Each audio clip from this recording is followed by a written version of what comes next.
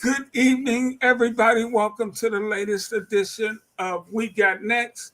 I'm Ricky Hampton with the big fella, the Milwaukee Buck legend, former Buck center Paul Mokeski, the pride of the Kansas Jayhawks, coming to you on Monday.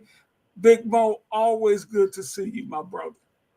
Good to be here, man. Big weekend in football, and we'll get to that, and then we'll get some college basketball, and then hopefully some NBA. Hey Mo, see you Chiefs fans. You guys are used to just sitting around and just watching watching other teams knock each other off. Here in Detroit, we don't know what to do.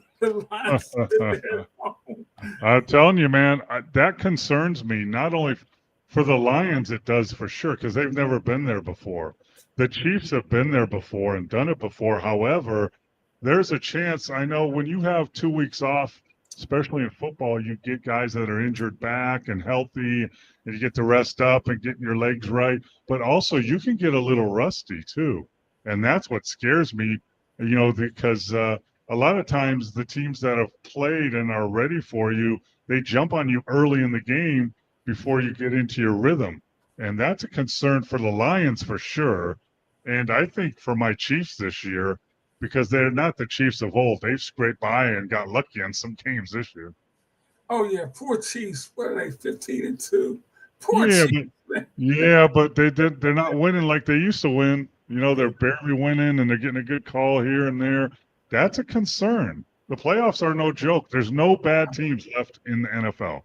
So, Right. It's going to be interesting. And each round, it gets tougher and tougher and tougher. Absolutely. Yep. Hey Mo, you talk about sitting around. I always hear talk about, well, he's not in football shape. He's not in basketball shape. And I'm looking at the guy, he doesn't have an ounce of fat on him. And they're talking about, well, he's not in shape yet. What is that difference when you used to come back from an injury?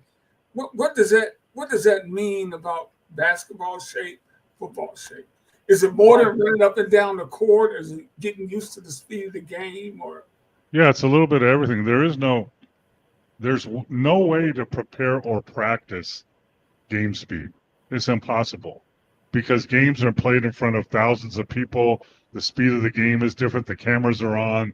There's different timeouts. Everything is different. So I can imagine in football, you're not in football shape if you're not getting hit, because in a game you get hit, and you can't, especially later in the season, you can't be full pads and practice, full out, because someone's going to get hurt, and that's the worst thing that can happen. So, getting hit in football, you're not in football shape until you get hit, and that's difficult to emulate. But even in basketball, you can run sprints and do scrimmages, and even we used to add referees to the scrimmages to simulate the game and have a clock and have the time and all that stuff. But it's just not the same as when you're out there in front of, 18 to 60,000 people, and there's TV cameras everywhere and everything is on the line. It's just different. So, and the step from regular season to playoff basketball, that's the same thing. Yeah, I mean, regular season games are important and everything, but usually there's going to be another game the next week. In the playoffs, that's not true. Even in a 7-game NBA series, you get ahead in this series, behind the series, but in football, you lose, you're done. So there is no, you're playing on this day, and if you lose today, you're on vacation next week.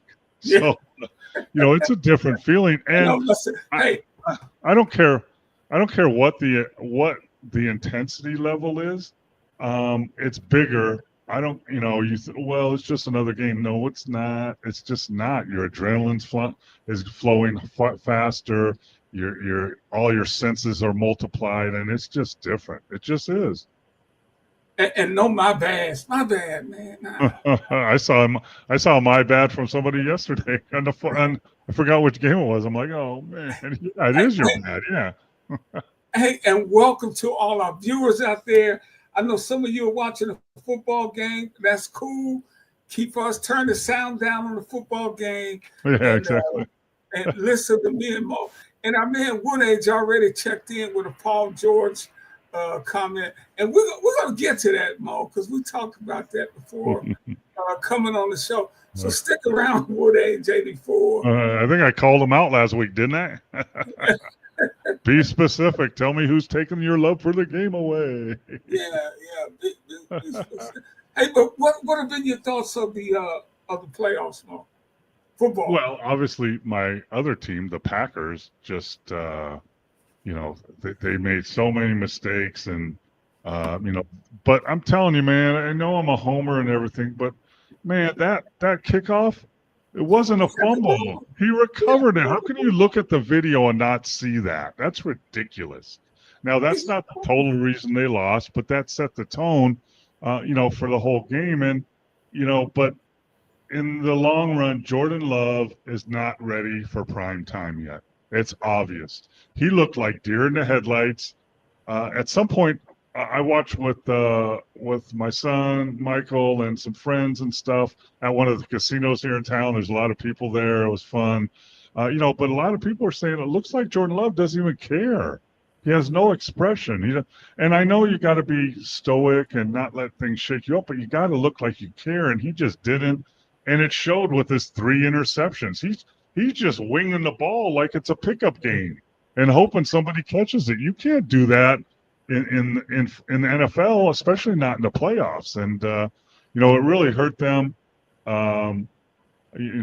Philly is not what they used to be, I don't think, but they had enough. And penalties for the Packers. 8 penalties, 85 yards. The first half, it seemed like every penalty was on the Packers. That's what it felt like. But, in the long run, Jordan Love just wasn't ready, and Hurt was. I mean, he threw 2 touchdowns with no interceptions. So you had a fumble and 3 interceptions, and the Packers, it was a letdown. I was tempted to bet on them, but like my board says, don't bet on sports. I'm telling you. But I did a little bit yesterday. I bet on the under, and I won my money. So the over under at the start of the game was 47 points. I'm like, there's no way they're going to score 47 points. That was an easy one. Hey, but Jordan is such a talented guy. The throws he was making in college, though, I mean, these aren't college athletes. I mean, no, but he's been around long enough. Here's the other thing that bothered me, Ricky. Yeah, but here's what bothered me. So he throws an interception. He goes to the sideline. He gets his little iPad out, right? And he's starting to look at it, and no one's talking to him. No one's saying anything. Where are the coaches? I mean, you got to go over there, and you don't want to jump on him, obviously, but you want to say, hey, listen, let that go. But here, look at this video right here. This is how they're playing, and this is how they're setting you up, and this is how they're waiting on your passes, and we got to adjust to that. But no one did that. When you looked at the other sideline, the coaches were always talking to the players. I mean, I don't know that threw me off too. Yeah.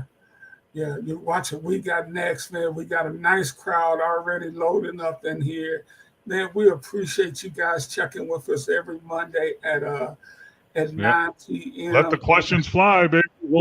Send your questions and comments. Love was beat up and injured. He had some injuries this year, and it is his second year playing.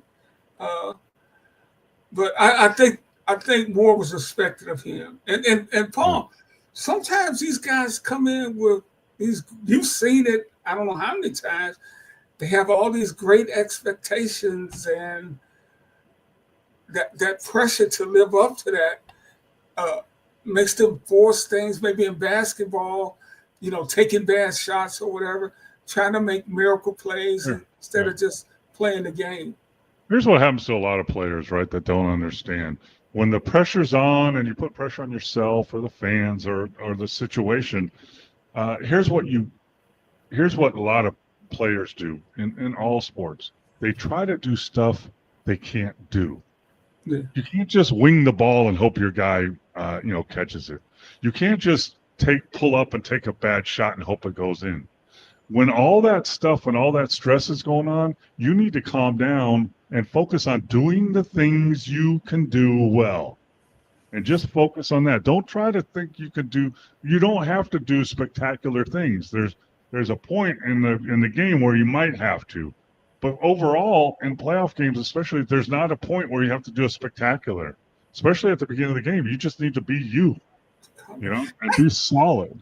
You know what? Here's a question I've always wanted to ask, and I've heard it covering games. You can hear a little bit in NBA huddles, but typically in a timeout, what's going on in the NBA huddle? Not much.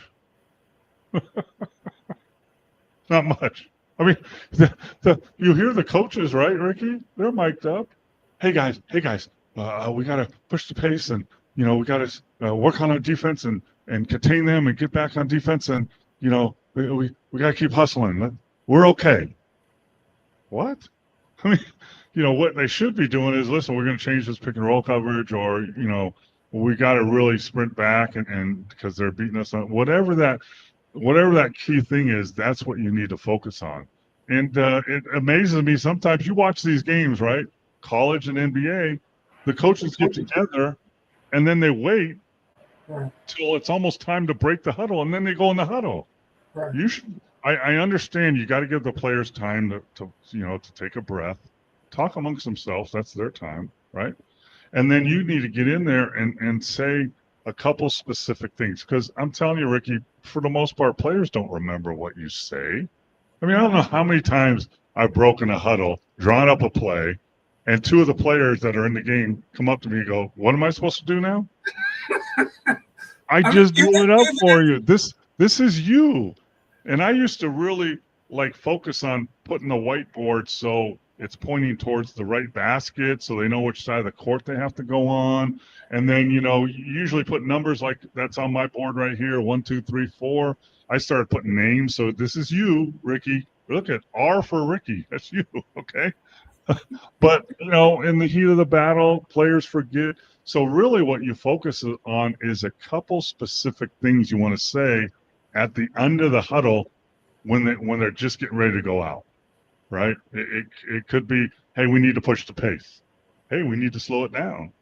Hey, we need to really focus on rebound. Whatever that is. And a lot of coaches put it on their whiteboard and it's written down. I used to write it down too.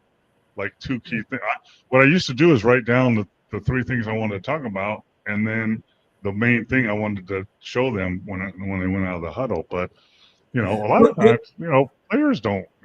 They're so focused on their game, that a lot of times, they're listening, but they don't hear you. I mean, when I'm in the huddle, I want to see everybody's eyes. I want to see them looking at me and nodding. And I'll ask them questions, so they have to answer them. There's a difference between listening and hearing. Listening is blah, blah, blah, blah. You ever listen to Charlie Brown? Wah, wah, wah, wah, wah, wah. That's what the teachers sound like. Wah, wah, wah, wah, wah. But if you're hearing me, you're hearing, Ricky, you need to contain your guy because he's killing us. Ricky, get to that corner and shoot your three. You're good at it. That's a difference. Yeah. You played for some great coaches. Does any one coach stand out in that area, calling plays out of timeouts? Well, I think I played for Del Harris and Lenny Wilkins, some great coaches. But Don Nelson, Nelly was spectacular at that. And what he would listen to players, but not as much in the huddle, but before the game. And he was notorious for the day before the day of the game or the day before the game, putting in some little twist of some play that you had, that instead of pinning down for Sidney Moncrief, right, and he comes up for the shot, Sidney's going to backpick for you, and you're going to go to the basket, and then he's going to – your little things like that he knew he could put in. And he expected his players to pay attention, know what they're doing, know the plays, and he was expecting you to be able to execute what he said. But the problem with a lot of coaches is they don't hold players accountable in practice. If you can't execute plays and do a game plan in practice, then how the heck are you going to do it in a game when the game's on the line? One age is already on a roll tonight. Mo, he says, Doug Collins in 89, give the ball to Michael and get out of the way. Yeah, for the last play of the game, or give the ball to Larry and get out of the way, Yeah. or feed the ball to Kareem and get out of the way. Of course, that happens all the time, but that's at the end of a game. You didn't, they weren't going through the whole game, and he wasn't saying, "Hey, everybody, give the ball to MJ and get out of the way every play." That's not what happens. But at the end of the game, sometimes the star players got to make plays. But as a coach, you need to put them in a position that they can be successful at what they do best, whatever that is at that time in the game. And that's why you prepare and have plays that put players in the right position. And Mo, that's a great point, because one of Michael's most famous plays is when he actually gave it up to Paxson for a game winner. I forgot which one of those was. He passed up the shot to give to Paxson. Same with Steve Kerr. Yeah, and right. So if you watch that footage, right, it was in The Last Dance. In that huddle, before the coaches got there, Steve Kerr looked at MJ and said, "Listen, you're going to catch it on the wing. You go to work, but if they double team you, I'm going to be open. I'll be ready, and I'm going to shoot it." That's what he said, and that's what happened. And Jordan trusted him enough to pass it. Yeah. All stuff like that happens all the time. Yeah. I mean, I'm going to get into coaching now, but, every team I coach in the G League or overseas or whatever, I had a setup. I had certain plays, like I had plays that post-up plays. I want to get to my post-up guys. I had plays on isolation plays. I had plays I wanted to, get dribble handout. I had plays for certain players or different actions that I wanted that were in. I used to have a piece of paper in my jacket that I could, I need to post up James. Okay, here's the play. We're going to run 5 down twist, 5 down curl. Okay, so that. But also later in my career, Don Nelson did this. He would go to his players like Sidney Moncrief, Jack Sikma, Marcus Johnson, whoever it was, and on the bus, on the plane, after practice, "Hey, Sidney, what plays do you like that we have for you? What play do you like for you?" And then he would know that. And I did that a lot. "Ricky, what play do you like of our plays? And what side of the court do you want it on? Right side, the left side? Do you want it on the block, off the block?" All those things as a coach you got to know, because like Woodage said, give the ball to MJ, give the ball to Larry, and get the hell out of the way. That's true sometimes, but you want to give them the ball in the right spot too, right? And we got so many new viewers in, and I'm hoping we get new people every week. Yeah. Paul, of course, subscribe, baby. Push the like button. Subscribe. We're on every week talking. Love it. That's right. Mo played 12 years in NBA, as most of you know. Has coached all over the world. Has worked at every level of the NBA, and one of the most knowledgeable men I know about the game of basketball. And it's just a great pleasure to be on talking with him every Monday at 9 p.m. And our great friend Steve is checking in, saying, "What's up?" Let's go back to the opening thing. Paul George the other day, Mo, said they got him guarding some centers from time to time. He says, "Man, that's so boring, guarding centers out there." And Woodage, Paul George is bored, and I'm sure there are plenty who are bored of him as well. I mean, first of all, let me set you straight. Paul George doesn't guard centers all the time. That's not true. I mean, he's just saying that. Second of all, what centers are you bored guarding? Wembyambe? The Joker? Giannis? Embiid? You bored guarding Embiid? I mean, come on, man. What is he saying? He makes no sense to me. And what does that have to do with anything? I mean, it's like his quote about, "I lost the love for the game." Well, that's your problem. Find it. I mean, you're making $48 million this year. I mean, what else you're living in Miami in a mansion. what else do you want to find your love for the game? Yeah. No, that's but And during. as a former player, is that an insult to you to hear him say that? I don't know if it's an insult, but it bothers me and it makes no sense to me. I mean, come on, you know. And we're talking about Jimmy Butler Yeah, saying Jimmy Butler. I'm sorry, he Jimmy can't Butler. find happiness. Yeah, Yeah. Jimmy Butler is smarter than that. I mean, I don't know why he wants to say stuff like that. I mean, you got to guard a center every once in a while. So what? I mean, you're bored. What? I mean, I don't understand that comment. I don't understand, the love for the game. If you know what, guess what, Jimmy Butler? If you lost the love for the game, stop playing and give all your money back. How about that? Yeah. Stop playing and stop collecting checks from the Miami Heat. How about that? Yeah. Stop collecting checks. Thank you, Marcus. Stop You're right, Marcus. and go home and focus on your coffee company. That's okay. Guess what? Miami Heat are going to be okay. Pat Riley's going to be okay. The NBA is going to be okay. It's okay. But stop whining about love for the game and board guarding centers. Come on, man. That's just silly. Yeah. Well, it's one of the reasons why the game is struggling today is because people feel like the players have no passion or love for the game like they used to.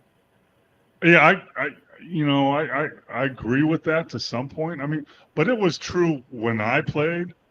And we think that over the last years everybody's lost interest in it. Well, it was true when I played. You knew the guys that loved the game, and there was guys that just played for a paycheck.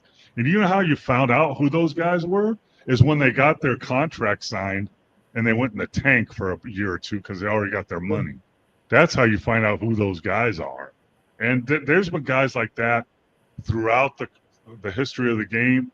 But I think you're a little bit right because of the money. I think there's more of those guys are just playing for the money, for the fame, for the things I can get. I gotta have a diamond necklace. I gotta have big earrings. I gotta have a mansion. Come on, man. We have so much focus on the frickin' players walking into the game. What are they wearing? Who Yeah. cares? Put a jersey on. That's how you care. I don't care what you're wearing to the game. I mean, that makes just insane. What are you wearing? And how about this? I'm sorry, I'm an old man. Get off my lawn. But what the hell are some of these guys wearing? Hey, is Zion one of those guys you think, Paul, or is he just injury prone? He could be one of those guys. Well, what's another telltale sign is you don't look like you're ever in shape, right? He's always looked like he's not in shape. Now, but I'll give him credit. In the last few weeks when I've seen him play, after he's come back from his latest injury, he looks like he's in shape. He's lost 20 pounds, I know, at least.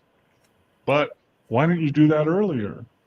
See, to me, a guy like Sam Bowie was a guy that really wanted to play. He just, it was just one of those things with him. Bill Walton, the great Bill Walton. I mean, he had so many foot surgeries, he just wanted to play because he really did love the game. Now, a lot of guys I love the game, but there are, there's so much money in the game anymore. I mean, you just, if you feel that no one's going to do it because no one's going to turn down the money, but if you feel that way, just don't play anymore. Jimmy Butler's made like over $400 million at least in his career. Just stop playing then if you don't love it anymore. Stop collecting checks or else find love for it. Marcus says there's no respect or appreciation for the players that paved the way. When you go to NBA arenas, do you feel that when you're around the younger guys today? But they don't even know who I am for the most part. But who does is like when I went to the games here, Shaq and Kenny and those guys, they respected me and knew these guys, but I don't think they know their history, Marcus. I don't think they know who paved the way. I don't think they know anything about Dr. J. They know something about Michael Jordan. They don't know anything about Isaiah Thomas. all these guys, that paved the way. I agree with you, and part of that is their fault, but part of it is the NBAs and the teams too. That they should have guys around the teams more, because when I came in the league, I was a rookie on a veteran team. We had Calvin Murphy and Rudy Tomjanovich and Rick Barry and all these guys, Three major Hall of Famers. all these guys. But back then, they took rookies under their wing for a couple things to help teach them, but also to make them do crap they didn't want to get their bags and give them. But that's fine. That's all part of the thing. But that's not done anymore. I mean, here's the thing, Marcus, that I think you'll agree with me. So many of the players now are entitled.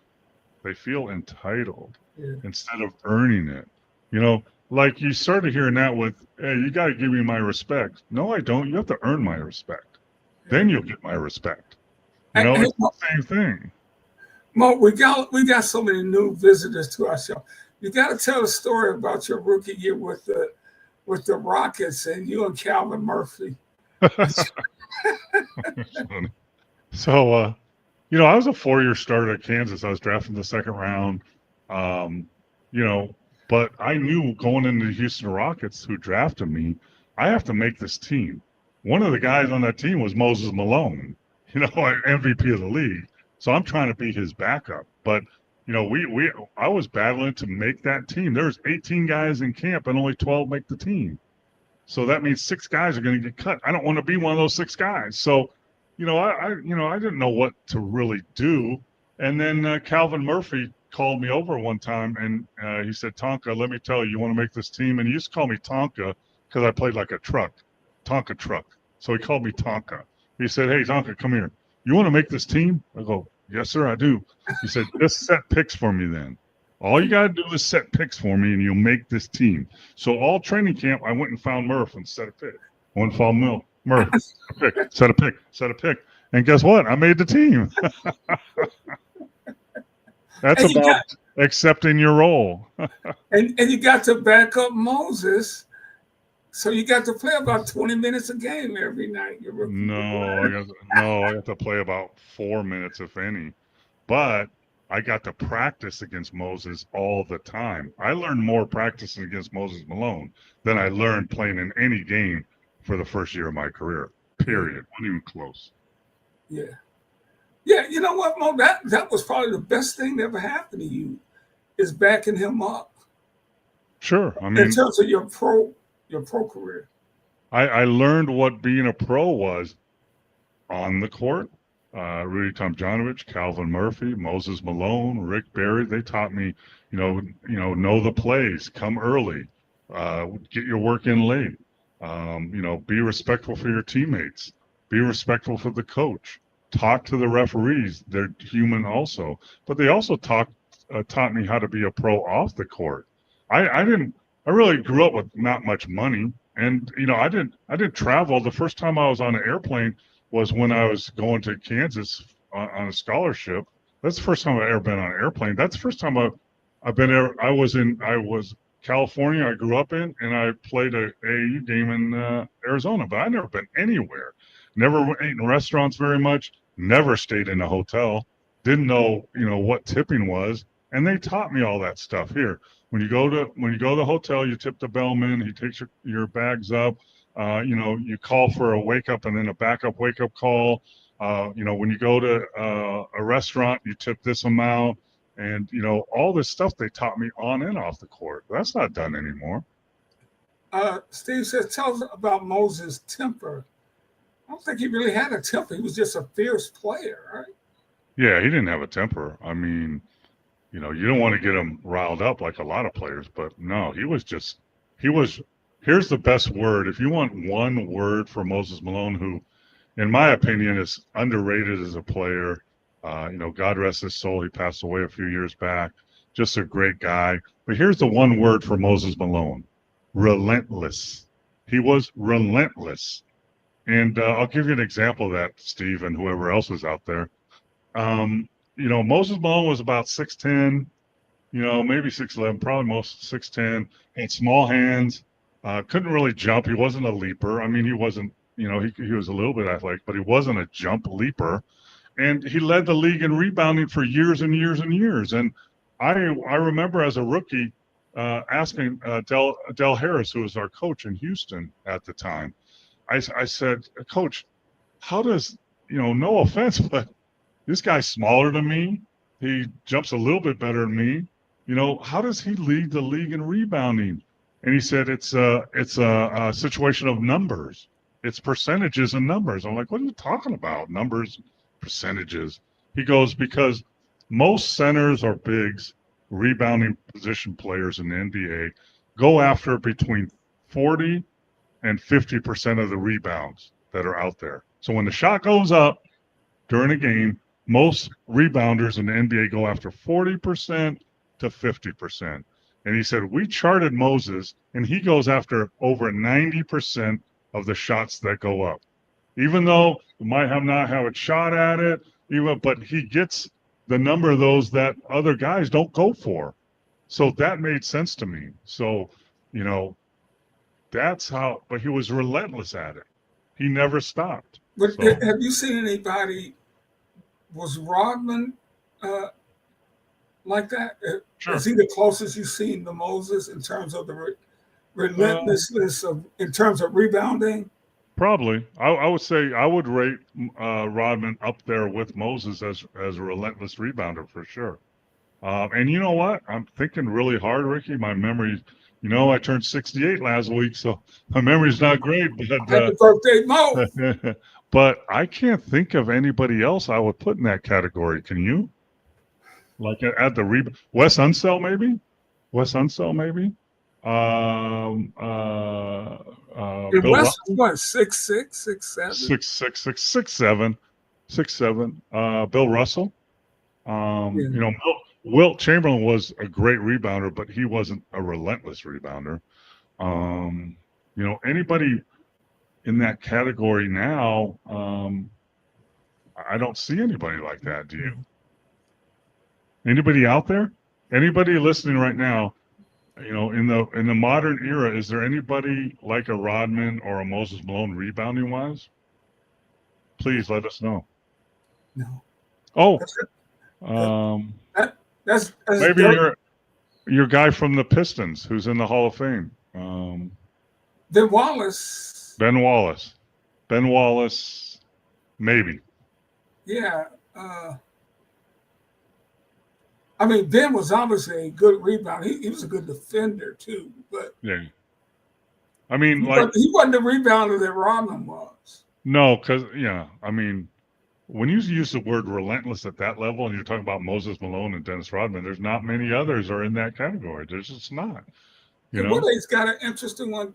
Andre Drummond, who has Oh, always been a double-digit rebound, but he's a big man too, and he was. yeah, but no, Woodage, you're right. But he's not that. He's 6'10", Ricky. But Yeah. So yeah, okay, but he's close to that. Sabonis is sneakily long. He's long, so he can rebound. But I wouldn't say Sabonis is a really, really, really good rebounder. But I wouldn't put him. I would put Drummond more in the relentless category than Sabonis. I'm not taking away anything from him though. Mark Eaton said Wilt was the one who taught him how to play big man defense in the NBA. Yeah, he taught him when Mark Eaton was at UCLA as a backup that never played, and I was in those. I was a little earlier than that, but we used to play pickup games at Pepperdine University on Tuesdays, and all those guys played, and Wilt played. I played against Wilt in those games, and I think they were playing in a pickup game. And Wilt talked to Mark Eaton. You're a big guy. You can do this, but this is how you got to do. You got to be able to have timing and block shots without fouling, which is very, very difficult, especially in today's game. That's why Wembanyama is impressing me. Not with his scoring or his shooting or his range, but he's a better rebounder than I thought he was going to be right off the bat. But I told you this a couple of years ago, Ricky, when I saw him in person here. The one thing that impressed me about Wemby is he blocks shots without fouling. I don't care how tall you are. In today's game, to be able to block shots without fouling is an art form, and that's what Wilt Chamberlain taught Mark Eaton, because Mark Eaton was a huge man. Wilt never fouled out of a game, I don't think, Right. and Mark Eaton didn't foul out of many games, and he was a great shot blocker. So that's what Wilt taught him. Yep, Robin used to chase down rebounds and they would go right out of bounds. Yet he'd dive over in the press row like that. Yeah. Sometimes he would dive for show though. Yeah, You don't have no chance of getting that.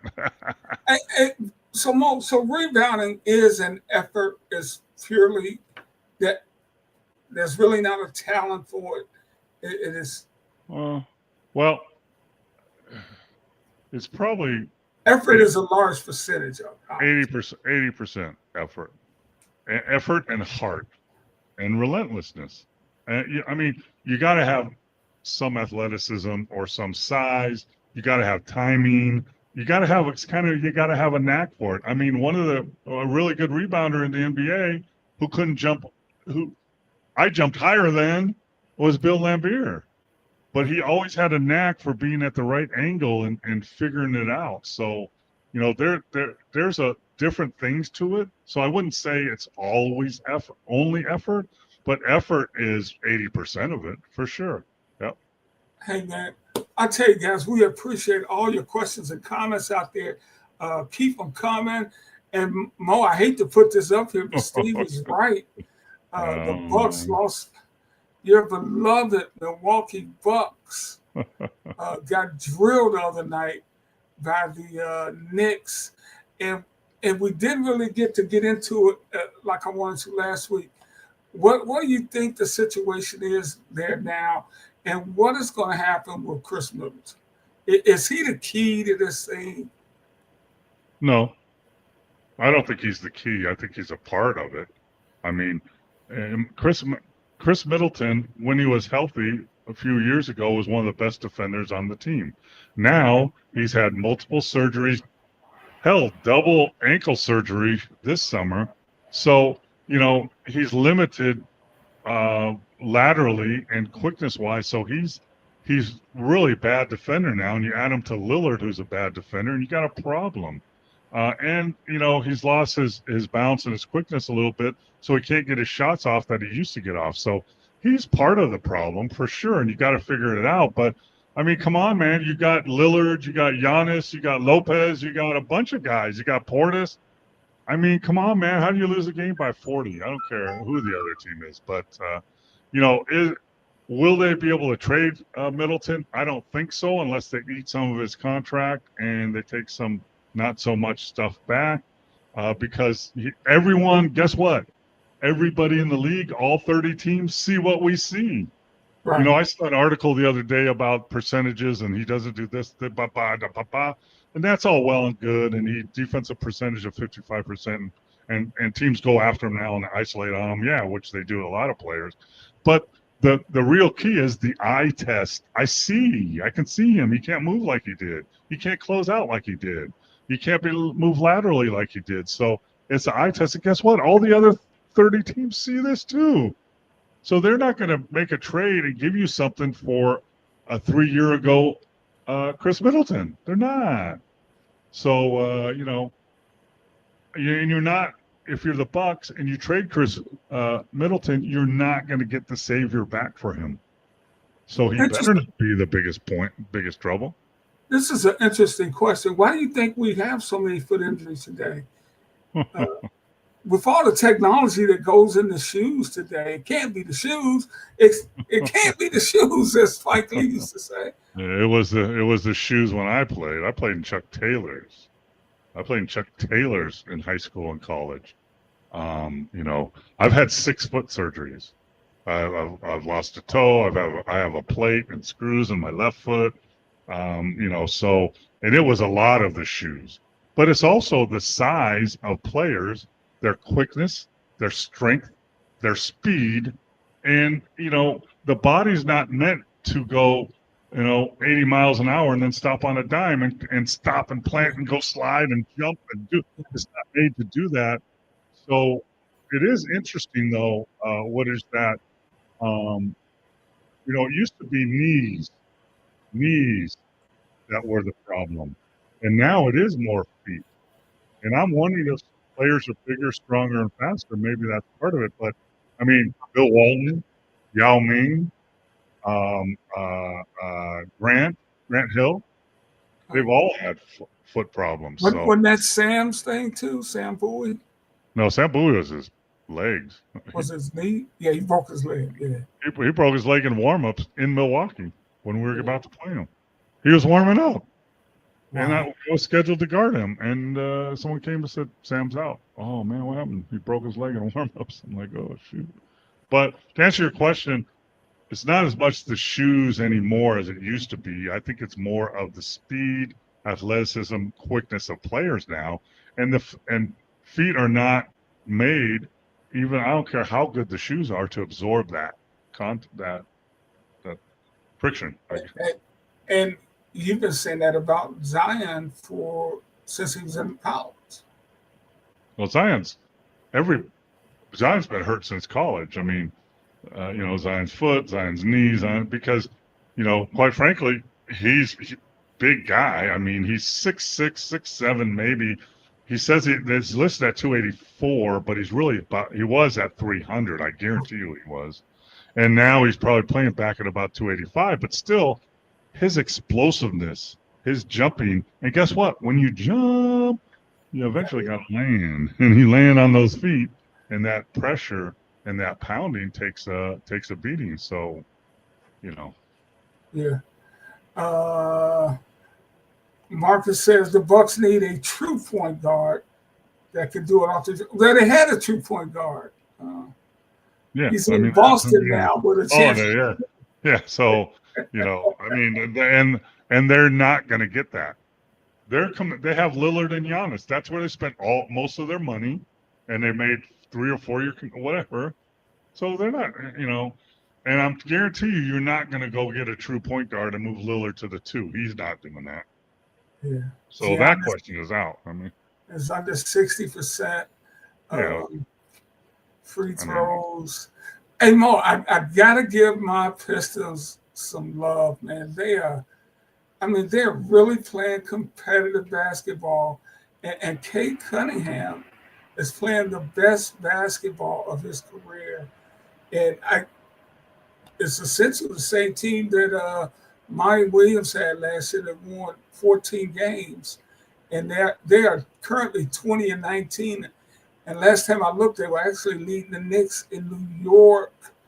Can a new coach bring a new perspective? Or sure, absolutely. Coaching matters. Absolutely, it absolutely does. It matters. People don't understand. People don't understand coaching.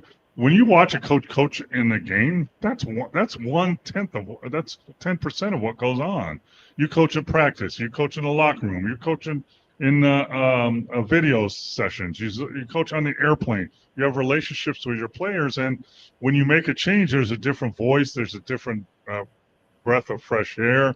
And if you're a good replacement coach, you're going to make changes. I told you before, years ago, I got hired by a pro team in Canada, in Moncton, and they were I don't know, they were terrible. They were like 4-18, whatever they were. I don't know. And I watched video and watched the players, and I right away I saw. Listen, I got the percentage of the guys that are shooting threes, and our worst 3-point shooters are shooting 18%, 20%. They're shooting the most threes. And our 3-point shooters that are shooting 40% and 45% are shooting the least threes. Guess what? We're going to change that right now. But Coach, I'm open. You're open for a reason. You can't shoot. So coaching matters, and you can make an impact.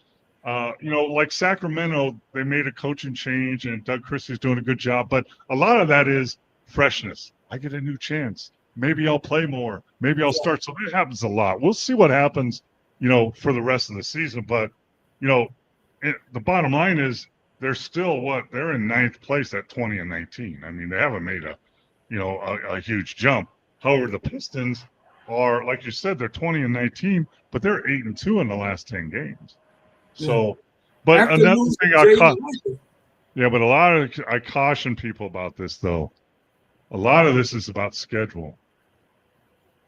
A lot of it's about schedule and who you're playing. That's why when you see NBA teams make a coaching change during the season, I guarantee they make it when the next couple of weeks in their schedule is light, and they're playing, playing the Wizards and the Raptors and the Hornets, and the Jazz.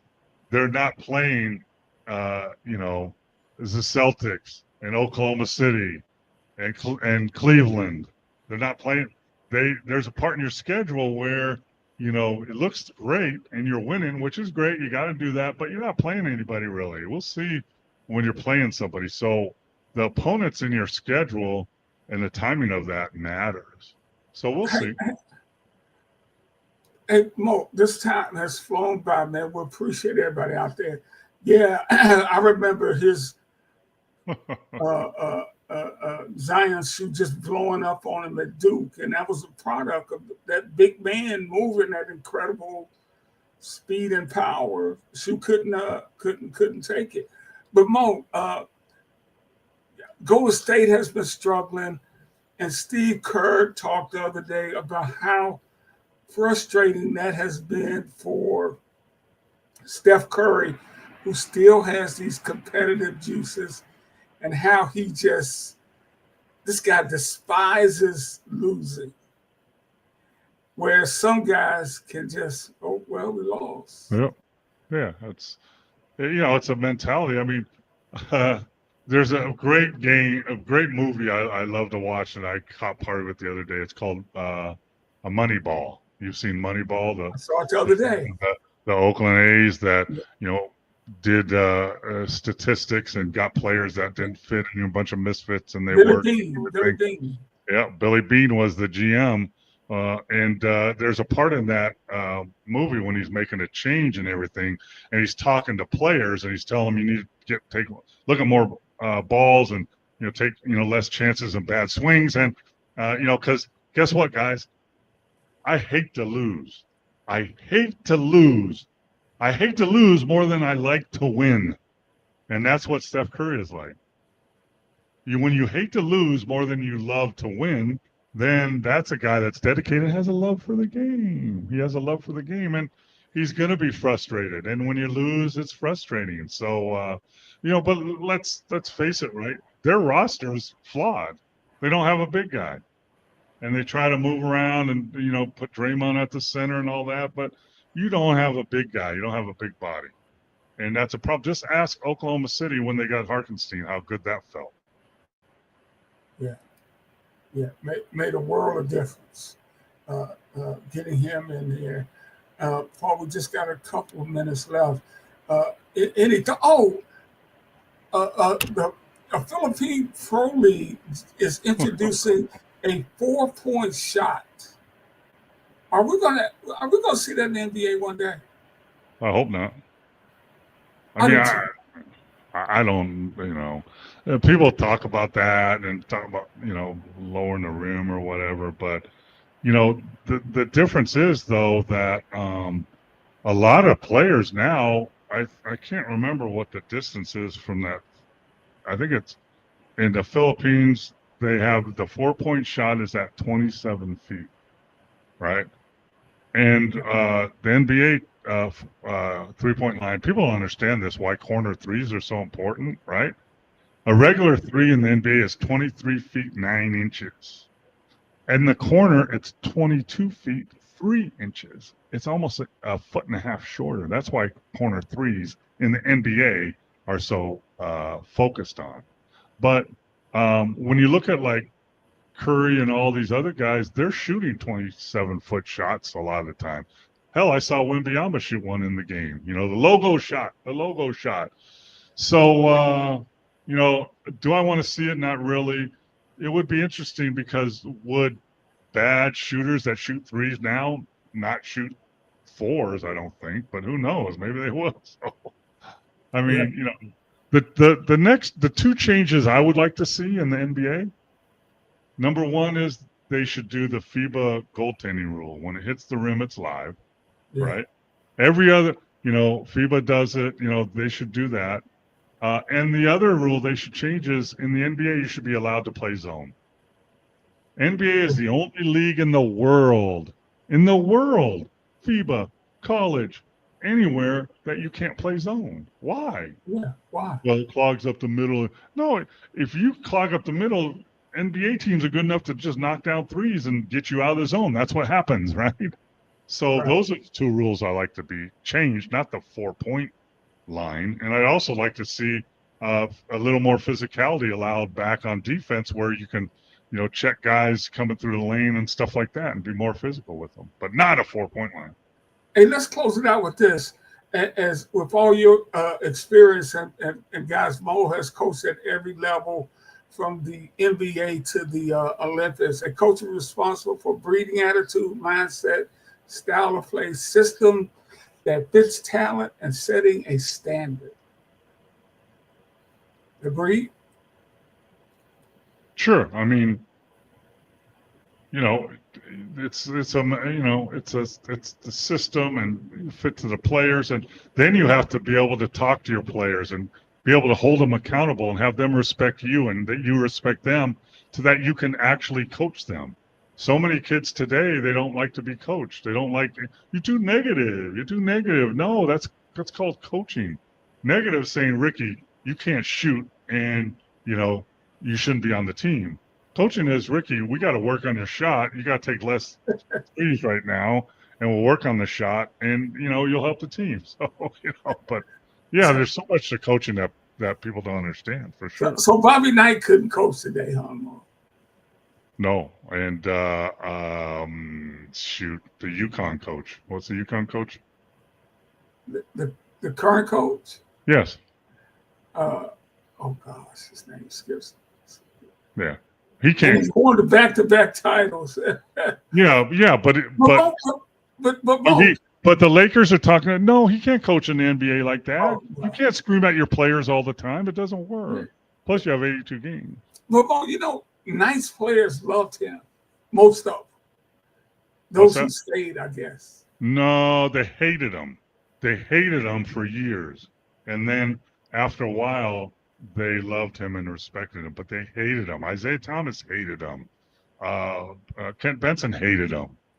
But then after a while, when they found out, like happens to a lot of coaches and a lot of players, what he was saying was the right thing. I don't agree with the way he said it or did it, but I've had players tell me, I was hard on players, but I'm telling you the truth. I'm not going to tell you lies, and I'm doing it so you can be a better player and have a better career. And eventually, when that happens, then they realize that. So, but it's a different game now. Yes, thank you, Marcus. Thanks, Mark. Hey, Mo, we got to get out of here. It's the witching out. What a great hour. Thank you guys so much. This was so much fun. We'll be back next Monday, 9 p.m. Subscribe to the show on Sports Fluent. And we enjoy this, and it's just so much more fun when we have you guys interacting with us. For the big fella, Paul Mokeski, I'm Ricky Hampton. We'll see you next week. Peace, everybody. Later. Hope you had a great birthday, Mo. Take care, brother. Thank you. Appreciate it. Oh, Canada. Put on a suit, drink water, don't drink and drive. Hey, man, call your mother. It means nothing. It means nothing. Nah, they lying to you. It's about the money. Now you're more fluent.